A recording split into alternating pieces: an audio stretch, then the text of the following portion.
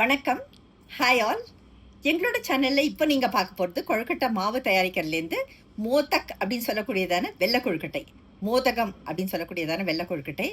இது சங்கடஹர சதுர்த்திக்கும் சரி, பிள்ளையார் சதுர்த்திக்கும் சரி, கண்டிப்பாக எல்லார் வீட்லேயும் நம்ம தயாரிப்போம். All of us will have fond memories of Pillaiyar Chaturthi. இந்த பிள்ளையார் சதுர்த்தி அப்படின்னாலே காலையிலேயே நாங்கள்லாம் சின்ன குழந்தைங்களா இருக்கச்சே 70s கிளம்பிடுவோம். ஒரு 10 ரூபா பஸ் பாஸ் இருக்கும். 9 பிள்ளையாரை பார்த்துட்டு வருவோம். காலையிலே குளிச்சுட்டு கிளம்பினோன்னாக்கா ஒரு 9 பிள்ளையார், அந்த அலங்காரம் 9 விதமான கோவில்களுக்கு அந்த 10 ரூபா பஸ் பாஸ் எடுத்துகிட்டு அப்படியே எந்த பஸ்ஸில் வேணாலும் ஏறலாம், எங்கே வேணாலும் இறங்கலாம். போய் பிள்ளையாராக 9 பிள்ளையாரை பார்த்துட்டு வருவோம். வந்தாக்கா வீட்டில் அப்படியே ரெடியாக கொழுக்கட்டைகள் அப்படிங்கிறத தயாரித்து வச்சுருப்பாங்க. அந்த கொழுக்கட்டைகள் அந்த பிள்ளையார் பூஜைக்கு அப்புறம் நைவேத்தியம் பண்ணிவிட்டு நம்மளுக்கு கொடுக்கறச்சே அது ரொம்ப ரொம்ப டெலிஷியஸாக இருக்கும்.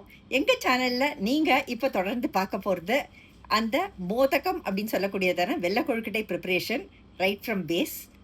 பாருங்கள் தொடர்ந்து.